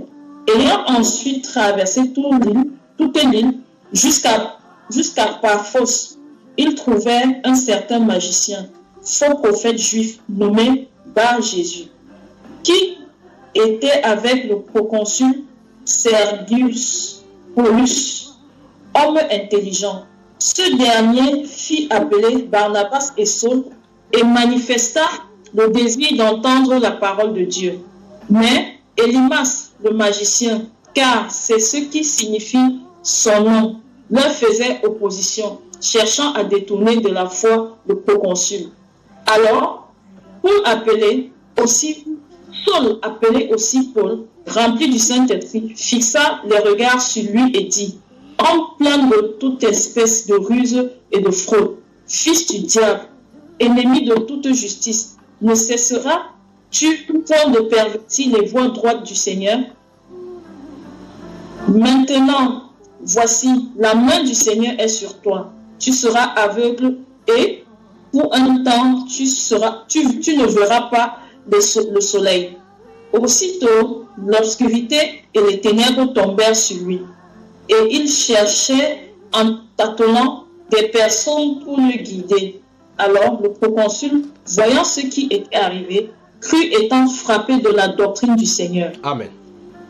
Vous avez vu un peu de quoi Paul est en train de parler, non? Amen. Il a dit que l'autorité là qu'il a reçue, c'est pas pour... Et ce n'est pas nouveau. Vous allez dans l'Ancien Testament, vous allez voir Moïse avec ce même type, en fait, les prophètes avaient tout cela. Vous regardez, comme le frère Christian parlait que nous sommes des faux frères. Tu ne dois pas me dire que Mariam est une fausse sœur, la grande sœur de Moïse. Non. Quand elle et Aaron sont tenus là-bas, il dit que regarde, si, un petit frère comme ça là, il est le petit, il fait les choses comme ça là. Il parle même que quoi? Vous vous souvenez de cela? Quand il a dit cela, Dieu les a convoqués dans la tente d'assignation, pas vrai? Il a dit, ouvrez bien vos oreilles là et que ta soupape que tu bats là, c'est Dieu qui lui parle comme ça. Ils sont de parler à mon langage à moi. Ta soupape là, que tu bats, sache qu'au milieu de vous, si s'élève un prophète au milieu de vous, c'est pas des songes que je lui parle. Vous voyez cela? Pas des énigmes. Mais mon serviteur Moïse, il n'en est pas ainsi avec lui. Je lui parle sans énigme de bouche à oreille comme Dieu parle à un de ses amis. Pas vrai, frère? Pourquoi n'as-tu pas craint de parler contre mon serviteur? Moïse lui-même a intercédé encore. La lèpre l'a prise. Pas vrai, frère? Tout à fait. Mais je glisse un peu là-bas. Je vous donne dans un sujet de travail. Je vous pose la question, pourquoi le Congo-Ça a été fait avec Aaron et sa soeur, mais seulement sa soeur qui a eu la lèpre. Je veux que vous cherchiez cela devant le Seigneur. J'arrive. Maintenant, ce même Moïse sera confronté un de ces jours avec Datam, Corée, Abiram. Je crois que dans l'enseignement concernant le Saint-Esprit, parce que je suis en train de revenir par là. Dans l'enseignement concernant le Saint-Esprit, j'ai parlé de Datam, Abiram et Corée, ils ont dit, toute l'assemblée de Dieu est saint. Fondamentalement, ce qui était vrai. Que Moïse se lève au milieu du peuple. Il se lève devant sur le peuple. Il veut prendre la tête. Il veut par là dire que tout le monde peut faire ce que Moïse en est de faire. Quand Moïse a entendu ça, il savait très bien que celui-ci est d'entrer dans un sentier qui n'est pas sien. À cet instant-là, Dieu a dit qu'il va le traiter. Vous avez vu ce qui est arrivé à ces gens-là, non? 250 personnes avec les familles, comment ils sont entrés dans la terre. La Bible déclare que le serviteur de Dieu n'avait pas fini de parler, que la terre ouvrit sa bouche et les engloutit tous. Vous avez vu ça, frère? Ok. Maintenant, c'est Moïse qui parle. C'est quelqu'un qui aime les personnes qui lui parlaient. Parce que malgré qu'on le contredisait, il les aimait parce qu'il voulait seulement qu'ils soient obéissants au Seigneur. Mais il trouvait dans ce camp déjà qu'il est censé enseigner l'obéissance des gens qui sont là pour le contredire, pour chercher à lui faire du mal. Dieu donne aux serviteurs les armes offensives et défensives. Beaucoup de ces serviteurs ne savent même pas comment utiliser ces armes-là, ni offensivement, ni défensivement. Dieu est obligé chaque fois d'envoyer même certains anges pour venir se tenir entre ses serviteurs et les obstacles pour les enlever parce qu'ils ne savent pas utiliser. Mais Paul, lui, il est tellement conscient de ces armes-là qu'il dit, il se propose d'employer cela. Donc quand il veut venir vers vous là-bas, il veut les traiter, ils vont confirmer. Et remarquez bien ce qu'il a dit. Prenez encore le cas de Pierre l'apôtre dans le livre des Actes des Apôtres. Je cite, c'est maintenant, n'ouvrez pas. Dans Apôtres chapitre 5, concernant Ananias et Saphira, parce que là également ce sont des chrétiens, quand Pierre lui dit, Ananias, est-ce en cet prix que tu as vendu des champs? Ce champ-là, il pensait que c'est Pierre qui parlait, pas vrai? Jusqu'à ce qu'il commence à lui dévoiler qu'en réalité c'est le Saint-Esprit qui a de parler au travers de lui. Parce que Paul ici, dans ces 2 Corinthiens, dit clairement aux gens qui sont en train de l'attaquer, ok, comme vous voulez avoir une preuve que Christ parle par moi, vous allez avoir. C'est pour ça qu'il parle des Hadies. Donc quand il va aller là-bas, s'il te dit par exemple que tu vas faire une semaine sans bavarder, sans parler, même si tu parles n'importe comment, ça ne sortira pas, c'est que ça ne t'a pas que tu vas couper. Pour celui-ci, assez Elimassi, ou bien un conseil faux prophète qui bat Jésus, il a dit pour un temps, il n'a pas donné ce temps-là. Vous voyez cela, n'est-ce pas? Donc après la Bible l'oublie, on ne parle plus de lui nulle part. Donc on ne sait pas comment ça va faire pour que sa langue se délie ou qu'il commence à voir encore. Donc il faut faire attention avec les décrets venant du Saint-Esprit. Vous avez vu la chose, n'est-ce pas? Ah ben, c'était une précision que je voulais aller, c'est même pas là le sujet. Donc rentrons dans notre 2 Corinthiens chapitre 10. Que Dieu vous bénisse. Peuple de France, que Dieu vous bénisse. Oui, c'est qui? Frère Junior. Oui. C'est le frère Olivier. J'ai une question à poser à cet effet. Oui. Est-ce que de nos jours, un serviteur de Dieu peut se servir de mots, ça va être poussé par l'esprit, sous la grâce? Bon, on voit que c'est sous la grâce. Maintenant, c'est toujours continuel. Est-ce que un serviteur de Dieu peut continuer dans cette lancée-là pour maudire quelqu'un? Non, c'est pas la malédiction dont il est question ici. Regarde, mon frère Olivier, je te comprends très bien, d'accord? On est habitué à ce que Jésus est bon, le serviteur est calme. Mais je veux vous faire rappeler que le Saint-Esprit qui est sur nous pour prêcher la parole, pour guérir, c'est le même Saint-Esprit qui était sur Gédéon pour tuer, sur Simeon, sur Samson pour ziguer, pour David pour égorger. C'est ce Saint-Esprit-là qui est l'Esprit de Dieu n'a pas changé. La dispensation peut changer. Le Saint-Esprit ne change pas. D'accord? Donc quand tu poses la question que est-ce de nos jours, nous sommes dans les 7 derniers jours, nous sommes dans les derniers jours, c'est le lendemain du jour où Paul a parlé que nous sommes à l'intérieur. Comment tu vas, quel jour encore? Donc le Saint-Esprit n'a pas changé. Oh, gardez-vous c'est évident. Voilà. Gardez-vous l'esprit. Maintenant, écoutez bien, je vais vous citer la parole de Jésus et la parole de Paul, l'apôtre maintenant. Dans le livre des Jean au chapitre 20, si vous lisez 20 verset 22, où il souffle sur eux, il dit recevez le Saint-Esprit. Après avoir dit recevez le Saint-Esprit, il dit tous ceux à qui vous pardonnerez leur péché, il les sera pardonné. Et ceux à qui vous les retenez, c'est sur ça que l'Église catholique parle pour parler de la suprématie des papes, bien que ça n'a pas dans ce sens-là même pour commencer. Maintenant, regardez, il dit et ceux à qui vous pardonnez, vous retenez leur iniquité, il les sera retenu. Vous voyez quel pouvoir le Seigneur Jésus-Christ donne à ceux qui sont revêtus de l'autorité du Saint-Esprit, frère, sur la terre pour faire sa commission. Amen. C'est terrible. Terrible. C'est terrible. Il dit à ses apôtres que c'est pourquoi je dispose du royaume des ciels. C'est entre vos mains, le dispose. De Dieu d'envoyer son fils mourir sur la croix. Et puis de donner la clé aux hommes sur la terre de faire entrer les gens dans le royaume. C'est terrible. C'est terrible. Alors, frère Gina, excuse-moi de t'interrompre là encore. Je voudrais dire que par là, ça c'est à ceux que le Seigneur donne l'autorité. Est-ce que cela est donné aussi à tous ceux qui les villes? Ça veut dire un chrétien simple qui n'a aucune commission. Quand on parle de mission, la personne qui n'a pas la mission, est-ce que cela lui a été donné? C'est bien, mon frère, c'est très bien. Remarquez très attentivement, et merci pour la question, là, parce que cette relance me permet bien de développer. Dans le livre des 2 Corinthiens, c'est la deuxième fois qu'il écrit aux Corinthiens. Dans le premier épître, il leur avait dit au verset 3 du chapitre 3, les versets 16 et 17, qu'ils ne savaient pas que vous êtes le temple de Dieu et que le Saint-Esprit de Dieu habite en vous. Donc, nous voyons que c'est aux gens qui sont revêtus, qui sont baptisés du Saint-Esprit même qu'ils parlent comme ça, pas vrai mon frère? Donc, l'apôtre Paul ne veut pas venir visiblement quelqu'un qui a le Saint-Esprit, il dit que oh you get, il envoie ça pas. Bon, c'est aussi dit que moi aussi le Saint-Esprit envoie oh you get, c'est pas ça. Le Saint-Esprit dans l'homme, c'est dimension après dimension. Vous avez vu ça, n'est-ce pas? La photosynthèse, je crois que j'ai dit ça dans l'enseignement. La lumière du soleil qui vient là-bas, ça brille là-bas. Les plantes ne perçoivent pas la lumière de la même façon. Chaque personne prend sa portion. Ce que le bois va prendre pour pouvoir faire sa photosynthèse, la quantité qu'il va prendre, c'est pas la quantité que les herbes qui sont en bas au-dessus de lui vont prendre. Vous êtes d'accord avec moi, frère? En tout cas, même si vous n'êtes pas d'accord, c'est ça. Amen, amen. Vous voyez cela? Oh, remarquez. Là, je suis d'accord. Amen. Tu ne peux pas faire autrement parce que c'est la Bible. Alors, regardez bien. Dans le livre de Philippiens, au chapitre 4, si vous lisez les 2 premiers versets, il parle des saintiches et cette autre femme là-bas qui ont des antagonismes où ils demandent donc aux fidèles serviteurs de les aider à se concilier. Vous avez vu ça, frère? Ces personnes-ci à qui il a de parler et pour qui il a de parler, ce sont des femmes qui ont le Saint-Esprit, mais encore les antagonismes.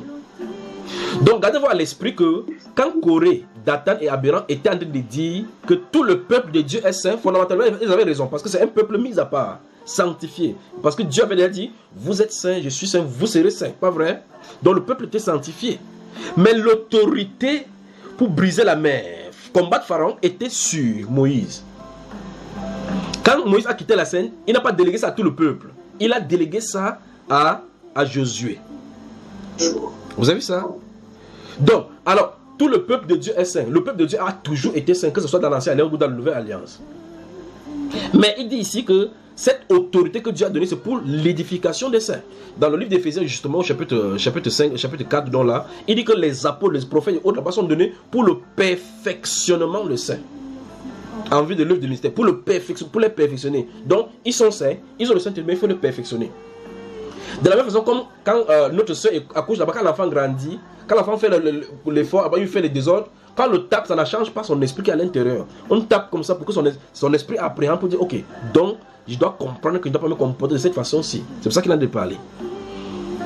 Parce qu'il ne peut pas utiliser ces hadiths contre les non-croyants. C'est que ça va les détruire tout simplement.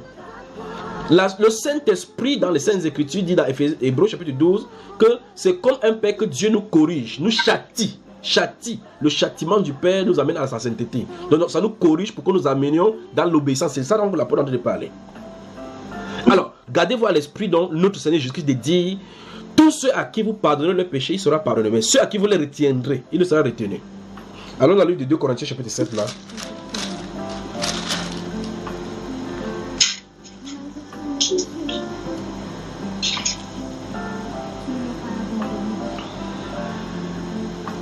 Vous y êtes? Nous sommes à 2 Corinthiens chapitre 7, non? Vous y êtes? Ok. Maintenant, lisons à partir du verset 8 là maintenant.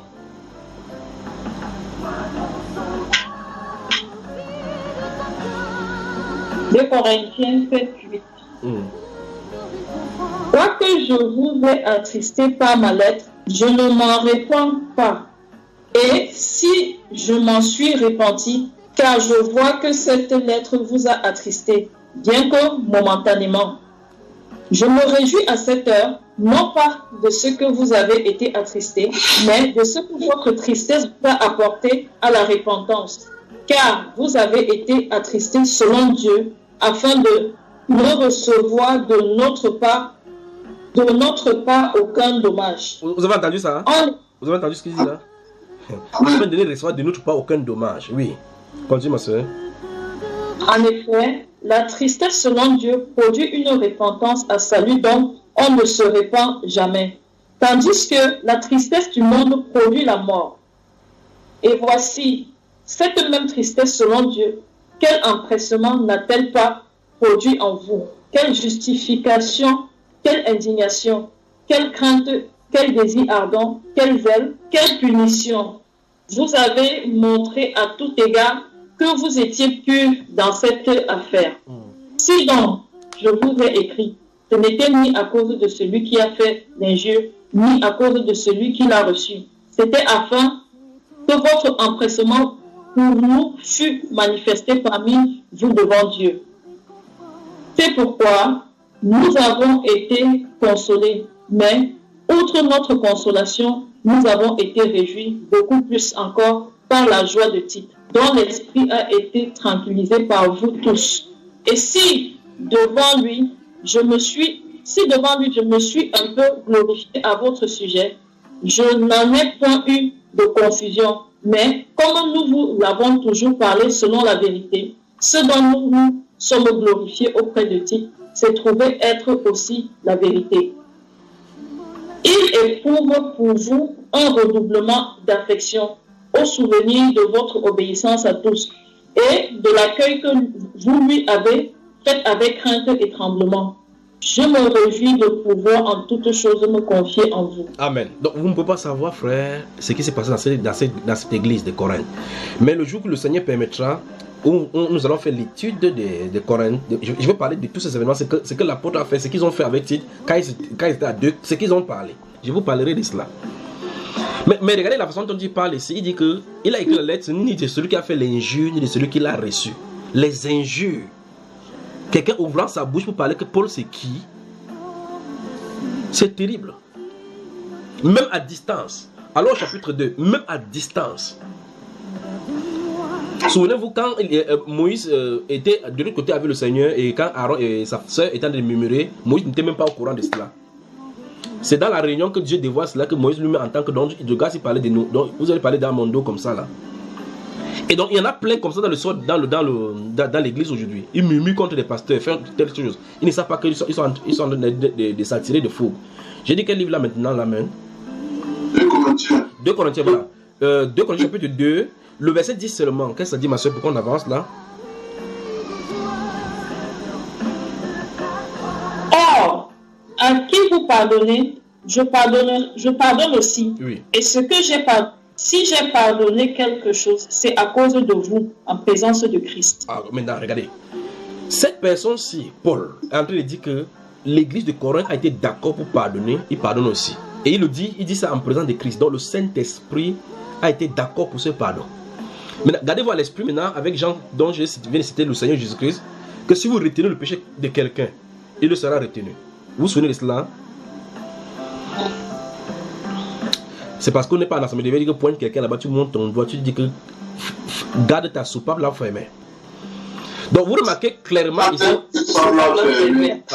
comme vous êtes deux comme ça, j'arrive là-bas, c'est qui dit frère, lui Gassin, comme tu es avec ta femme, pointe-lui le doigt comme les femmes, la bouche la plus pointe, tu dis que garde ta soupape fermée, quand tu ne connais pas. Voilà. Donc remarquez ici, Paul l'apôtre en train de vouloir dire clairement ce qui s'est passé. Si vous avez lu 1 Corinthiens puis 2 Corinthiens, il dit qu'en réalité finalement les gens ont pardonné.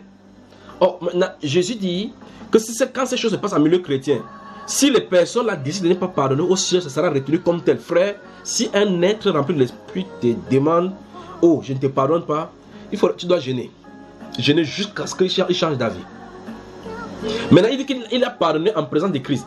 Dans le livre de 1 Corinthiens chapitre 5, cette personne-ci qui couche avec la femme de son père, il dit, vous n'étant pas présent, j'ai d'ailleurs jugé une telle personne. Vous avez ça? Qu'il soit livré à qui? Satan. Vous entendez la condamnation, frère? Il dit que vous étant assemblés avec mon esprit. Vous entendez ce qu'il en est? Ah, c'est terrible. Les armes offensives et défensives. Rentrons dans 2 Corinthiens. Ouais. Oui. La sœur Natosha. Natosha, allons-y. Oui. Mon frère, comment savoir que nous sommes pardonnés de nos péchés? Ça, c'est un. Vous voulez me détourner? Permettez-moi de noter ça, ou bien noter ça quelque part là-bas. Comment savoir si mes péchés sont pardonnés? C'est très intéressant cela. Parce que voilà l'un des obstacles. Voilà, merci. Vous avez noté ça, non? Pour que nous n'y allons pas. Il faut que ceci sorte. Quand ça va sortir de mon corps, de mon cœur, là-bas, il va partir. Et donc, rentrons dans le livre des 2 Corinthiens chapitre 10. Souvenons-nous, le point de départ, c'est Éphésiens chapitre 6. On va y revenir parce qu'on n'a pas encore commencé là-dedans. Notez Éphésiens chapitre 2 et 3. On va y revenir également s'il le permet.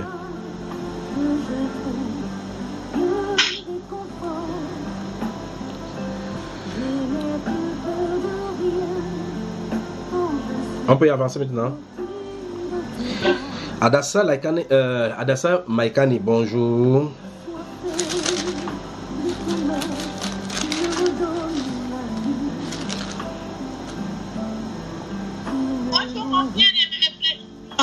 Tu es où comme ça là? Tu es dans le cockpit aussi? Là maintenant t'entends, vas-y. Ton appareil dans lequel tu parles n'est pas bien fixé sur le support, donc ton micro dérange. C'est le micro qui n'est pas bien. Ok. Je croyais que la grippe, là, on avait mis le truc sur le micro. Si on a aussi mis ça sur la grippe. Non. On peut avancer maintenant. Ok. Je vais recommencer jusqu'à ce que vous voyez l'endroit où on se retrouve. Nous avons lu Éphésiens au chapitre 6, versets 10 et 11. Je vous ai dit que le point qui est entre le verset 10 et le verset 11 pose problème. Donc vous entourez le point, vous écrivez ne doit pas y être. Vous mettez plutôt virgule.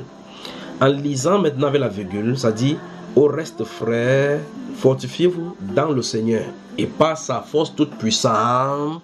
Vous voyez cela, n'est-ce pas? Par sa force toute puissante, revêtez-vous. Donc on se revêt par ça. Donc quand vous lisez de cette façon, si vous comprenez que c'est au travers de la force toute puissante de Dieu qu'on se revêt. Parce que de dire à quelqu'un que, ok, porte l'habit, ça lui dit comment porter l'habit, avec quoi porter l'habit, il y a un problème là. S'il y a un point, vous dites, quoi, par sa force toute puissante. Puis on dit, revêtez-vous. Bon, c'est revêti, donc comment? C'est à cause donc de cela que je vous ai fait revenir dans ce livre de 2 Corinthiens chapitre 10. Et j'ai dit tout à l'heure, après avoir lu, je vais revenir maintenant et nous allons lire ce même 2 Corinthiens, les versets 4 et 5 principalement. Et on va comprendre ce que j'étais en train de dire dans le chapitre 6, versets 10 et 11 des Éphésiens. Vous êtes prêts maintenant? Ok, maintenant, comme vous avez le livre, les 2 Corinthiens chapitre 10 au devant de vous, regardez attentivement les versets 4 et 5 et vous prenez votre stylo et vous demandez de souligner quelque chose. Par la suite, nous allons lire. Si nous avons les mêmes versions, ça n'a pas vous déranger. Mais si vous avez les versions avec les français autres, là, c'est votre problème. Voilà. Vous remarquez que le verset 4 commence par car, n'est-ce pas? Donc, parce que. Donc, à partir des les armes, souligner jusqu'à combattant. Souligner seulement. Donc, vous soulignez les armes avec lesquelles nous combattons. Vous soulignez. Vous avez souligné ça, frère? Il n'est pas demandé de souligner toute la phrase. Je dis que vous soulignez parce que je vais vous faire lire quelque chose. Ne soulignez pas toute la phrase. Vous soulignez les armes avec lesquelles nous combattons. Donc vous arrêtez là. Vous allez souligner.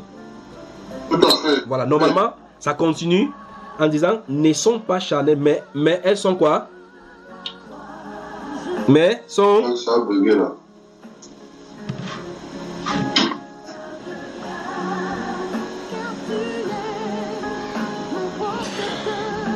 Donc normalement, vous avez souligné, par la suite ça continue par dire ne sont pas charnelles, mais elles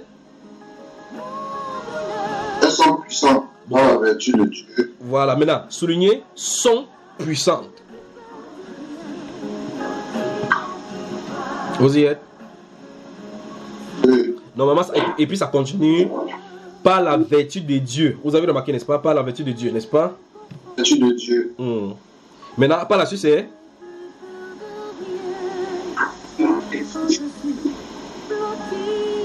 pour renverser des forteresses. Vous y avez moi? Oui. Le verset 5 dit, nous renversons les raisonnements et toute hauteur qui s'élève contre la connaissance de Dieu. Et, vous avez vu cela? Et Dieu, il y a d'abord vécu le frère. Oui, oui. De Dieu et nous amenons toute pensée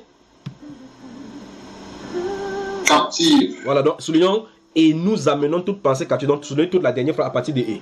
On va y aller maintenant. Donc à partir de tout, c'est ça? Et oui, et, il conclut et. Vous y êtes? Voilà, comme vous avez souligné, là, je vais redire ce que Distan a dit depuis. Dans le verset 10 et 11 d'Éphésiens chapitre 6, il y a un problème de points parce que ce point-là empêche qu'on comprenne au travers du quoi le vêtement doit être porté, comment le vêtement doit être porté, où, dans quel conteneur se trouve le vêtement. Vous m'avez bien saisi, n'est-ce pas? Et j'ai dit, vous m'entendez là, ça se passe bien, hein? Vous m'entendez? Si ça se passe, vous me faites juste comme ça, voilà. Ok. Voilà. Donc, et j'ai dit, le vêtement, enfin, les vêtements du combat dont on nous fait état dans le livre d'Éphésiens chapitre 6, que nous avons lu les versets 10 à 17, sont contenus, ou mieux encore, ça se porte dans le conteneur de notre âme appelée donc la puissance de Dieu. C'est de ça dont je suis en train de vouloir parler. Et donc, j'ai dit que nous venions dans ces 2 Corinthiens chapitre 10 pour que nous voyons. Maintenant, frère Christian, il veut que tu lises au fur et à mesure seulement, c'est-à-dire en suivant ce qu'on a souligné. Allons-y. Du verset 4 au verset 5, seulement ce qu'on a souligné. Donc quand tu finis un, tu passes à l'autre. Allons-y. Car les armes avec lesquelles nous combattons sont puissants et nous amenons toute pensée captive. Tu as sauté. Tu as sauté. Tu as sauté quel? après par la vertu de Dieu, il demande qu'on se réunisse pour renverser des forteresses. Pour renverser les forteresses. Voilà. Et nous amenons toute pensée captive à l'obéissance de Christ. Non, enfin, je relis un peu. Oui, voilà. Oui. Car les armes avec lesquelles nous combattons ne sont pas charnelles. Non, tu as inclus quelque chose qui n'est pas inclus. Non. Les armes avec lesquelles nous combattons sont puissantes. Oui. Pour renverser des forteresses et nous amenons toute pensée captive à l'obéissance de Christ. Amen. Voilà, maintenant on peut parler. Que Dieu vous bénisse. Merci le frère Oswald, merci. Alors, regardez, maintenant, comparons maintenant avec le livre d'Éphésiens chapitre 6, donc là. Dans Éphésiens chapitre 6, il est question ici des armes du croyant. Regardez une fois de plus encore. Je vais lire les versets 10 et suivants. Au reste, fortifiez-vous dans le Seigneur et par sa force toute puissante, revêtez-vous de toutes les armes de Dieu. Vous voyez que dans le verset 12, verset 11, on a de parler des armes de Dieu qu'on doit se revêtir. Paul explique donc dans le 2 Corinthiens chapitre 10 que ces armes-là, avec lesquelles nous étions pour le combat, dont il parlait dans Éphésiens chapitre 6, sont puissantes. Et vous remarquez dans le livre d'Éphésiens, dans Actes chapitre 1, que le Seigneur avait dit que quand le Saint-Esprit viendra sur vous, il dit, vous recevrez une puissance, c'est après que le Saint-Esprit soit venu sur vous. Je ne sais pas si on se comprend maintenant. Donc le Saint-Esprit vient avec la puissance. C'est parce qu'il est là maintenant qu'on peut s'armer au fur et à mesure en prenant toutes les potentialités qui sont en lui pour le combat. Donc un être charnel n'étant pas revêtu du Saint-Esprit ne peut pas porter les armes de Dieu normalement. Amen. Amen. Vous m'avez suivi, n'est-ce pas? Donc, voyez donc que dans les églises, on envoie les gens dans le combat spirituel charnellement. Donc, ce qu'on devrait enseigner aux gens, c'est que chercher le Saint-Esprit. Quand le Saint-Esprit est là maintenant, dit que. Parce que à ceux à qui il a s'adressé ici, dans Éphésiens chapitre 6, il dit clairement au chapitre. Si vous lisez au chapitre 4, il dit n'attristez pas le Saint-Esprit de Dieu par lequel vous avez été scellés. Donc ceux-ci pouvaient comprendre parce qu'ils sont scellés du Saint-Esprit. Alors ils veulent faire comprendre que dans le Saint-Esprit vous avez des armes. Prenez-les pour le combat. Vous comprenez maintenant mon grand frère, n'est-ce pas? Voilà. Donc ici il dit revêtez-vous de toutes les armes de Dieu afin de pouvoir tenir ferme. On va y arriver. On va aller vraiment doucement là-bas. Mais regardez bien le vêtement. C'est-à-dire que porter ces armes-là, c'est un peu comme vous prenez l'habit, vous portez sur vous. Il dit donc ok. Investissez-vous ou bien encore revêtez-vous avec ces armes-là. Mais le point qui sont de vous là dit c'est ceci, c'est que ces armes-là se trouvent dans le Saint-Esprit. C'est pas quelque chose qui est extérieur. Frère Junior. Oui. Donc en gros, tu peux être dans la bonne armée, mais n'ayant pas de bonnes armes. Exactement. En tout cas, essayez même physiquement, essayez de regarder avec les armées naturelles. Si vous n'avez pas les vraies armes, vous ne combattrez pas. Si on dit que, comme je parlais tout à l'heure dans les armes, vous allez quelque part où il y a les tirs asymétriques qui sont dans tous les... Comme à Bagdad où les djihadistes se cachent n'importe où. Et que vous n'êtes pas groupés. C'est pour ça qu'ils partent dans ces combats. Pour passer dans les ruelles, ils entrent dans les chars blindés parce que ça peut fuser de n'importe où. Amen. Mais le point c'est que je veux que vous remarquiez ce qu'on a fait contre les chrétiens. Il est question ici des armes, comme on a dit dans 2 Corinthiens 10 là-bas, des armes spirituelles pour le combat spirituel. Et l'apôtre insiste du fait que ce ne sont pas charnels. Si ce n'est pas charnel, alors c'est spirituel. Alors comment prendre les armes spirituelles charnellement? Vous voyez que ça n'a pas de sens, n'est-ce pas? Si je suis charnel, les armes avec lesquelles je dois combattre sont spirituelles. Et je dois combattre des êtres spirituels désincarnés que je ne vois pas. Comment faire pour aller combattre des choses spirituelles sans les armes spirituelles dont on parle et alors que je suis charnel? Voyons que c'est un danger d'aller faire des choses de Dieu sans le Saint-Esprit. C'est terrible. C'est terrible. Alors, le point qui est dans Éphésiens chapitre 6 donc, empêche donc de comprendre, de voir ces choses clairement. Car en réalité, le revêtement dont on dit, parce qu'il dit, gardez-vous à l'esprit, en fond de vous, gardez à l'esprit ceux à qui il s'adresse. Il s'adresse aux gens qui sont scellés du Saint-Esprit. Parce que quand nous prenons la Bible, nous lisons, on dit, il s'adresse ici à moi, il s'adresse ici à moi. Il faut que, pour que ça s'adresse à toi, il faut que tu aies rempli les conditions requises par les personnes à qui il s'adressait ici. Vous me suivez, n'est-ce pas, mes frères? Alors il dit, Ici, il dit que au reste, fortifiez-vous dans le Seigneur et par sa force. Regarde bien, la force dont on a parlé ici, c'est la force toute puissante du Seigneur. Et vous savez qu'il a parlé du Saint-Esprit ici. Il a dit que le Saint-Esprit octroie la force. Et au travers de lui, le Saint-Esprit, vous devez vous revêtir de toutes les âmes. Je vais venir doucement avec les âmes là. Et vous allez comprendre effectivement que vous ne pouvez pas vous enfermer dans la chambre pour dire que par la foi, je mets la tête. On ne fait pas comme ça. Comment on fait qu'on fait là? Que je mets le casque sur ma tête. Je mets le casque sur ma tête. Bon. Tu mets le casque sur la tête avec ta main. Tu sors. Satan bombarde les pensées.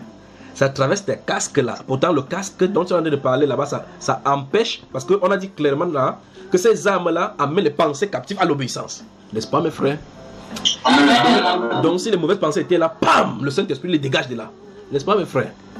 Tout à fait, tout à fait. Prenons une pause, même de 15 minutes, on revient dans la deuxième partie. Que Dieu vous bénisse. Amen. On va y revenir. On va y revenir. Merci beaucoup.